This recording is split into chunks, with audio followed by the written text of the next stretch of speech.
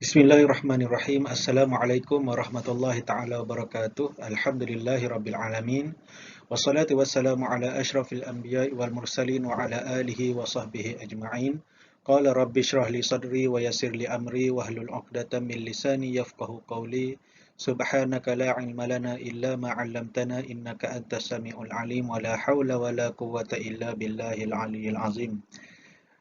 Okey, Alhamdulillah kita akan teruskan siri ulang kaji PKK kita yang mana pada kali ini kita masih lagi pada pelajaran untuk tahun 3 iaitu pelajaran yang ketiga Mukjizat Nabi Muhammad sallallahu alaihi wasallam pada unit yang pertama iaitu pengertian mukjizat. Okey, kita akan belajar berkaitan dengan mukjizat. Okey, pengertian mukjizat pada bahasa ialah melemahkan ataupun mengalahkan. Okey, melemahkan atau mengalahkan. Okey, daripada sudut istilah pula ialah perkara luar biasa yang berlaku kepada para rasul dan para nabi yang dianugerahkan oleh Allah Subhanahu Wa Taala. Okey, perkara luar biasa yang berlaku kepada rasul dan para nabi yang dianugerahkan oleh Allah Subhanahu Wa Taala. Lebih kurang macam arahan ataupun suruhan Allah yang Allah bagi kepada para rasul. Perkara yang luar biasa yang Allah bagi kepada Nabi dan Rasul. Okey, dan kalau nak kira cara penurunan wahyu ni macam-macam. Ada yang berlaku seorang Nabi atau Rasul itu bermimpi. Mimpi-mimpi yang benar. Nabi dan Rasul ni dia mimpi-mimpi yang benar. Okey, itu cara penurunan wahyu. Cara yang kedua, terus daripada Allah Subhanahu Wa Taala.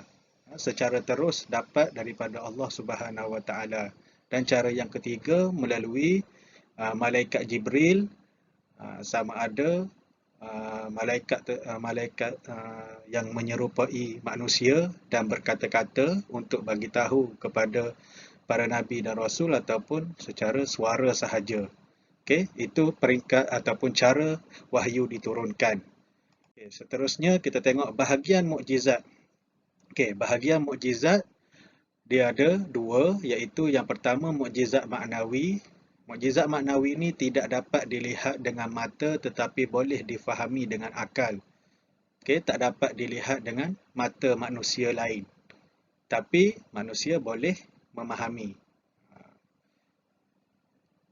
Okey, contohnya adalah Al-Quran ataupun peristiwa Isra' dan Mi'raj. Isra' dan Mi'raj. Okey. Tidak boleh dilihat. Para sahabat masa tu tak lihat macam mana Nabi di Isra' Mi'rajkan. Tetapi boleh difahami dan boleh dipercayai. Okey, kemudian yang kedua mukjizat hissi. Mukjizat hissi ni dapat dilihat dengan mata. Bulan terbelah dua, matahari lambat terbenam, keluar air daripada celah jari Nabi.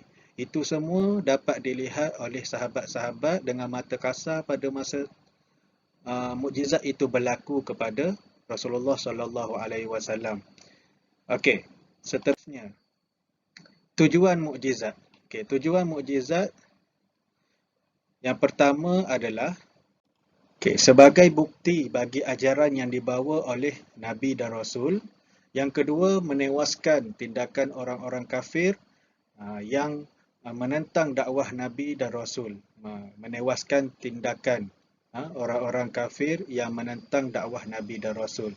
Sebagaimana kalau kita singkap dalam sejarah Nabi Musa, bila ahli-ahli sihir membawa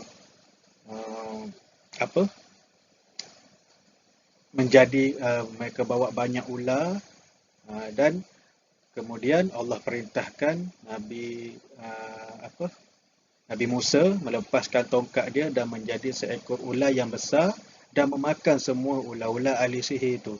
Itu untuk menewaskan tindakan orang-orang kafir. Dia nak tunjuk kehebatan dia orang lupa Allah tu lagi hebat. Okey. Kemudian sebagai bukti kerasulan dan kenabian. Okey, bukti Nabi dan Rasul ini mereka menerima mukjizat daripada Allah Subhanahu Wa Taala.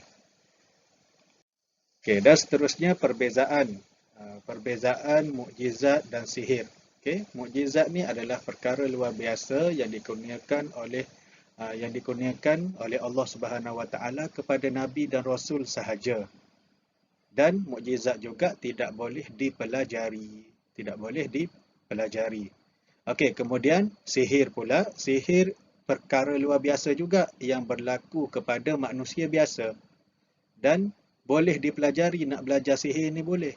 Cuma ianya bertentangan dengan ajaran Islam dan boleh membawa kepada kesyirikan.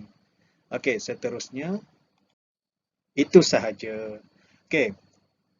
Dan kita kena, kalau kita singkap kembali, okey, mukjizat ni apa? Mukjizat ialah perkara luar biasa yang dikurniakan oleh Allah Subhanahu Wa Taala kepada nabi dan rasul untuk membuktikan kerasulan mereka, kenabian mereka, dan untuk melemahkan pihak musuh yang menentang ajaran nabi dan rasul. Okey, itu sahaja untuk kali ini. Kita akan jumpa di video yang akan datang untuk pelajaran seterusnya. Semoga video ini bermanfaat dan sebar-sebarkanlah sekiranya ia dapat memberi manfaat. Kalau awak tengok, sebarkan kepada kawan-kawan awak yang belum tengok. Okey?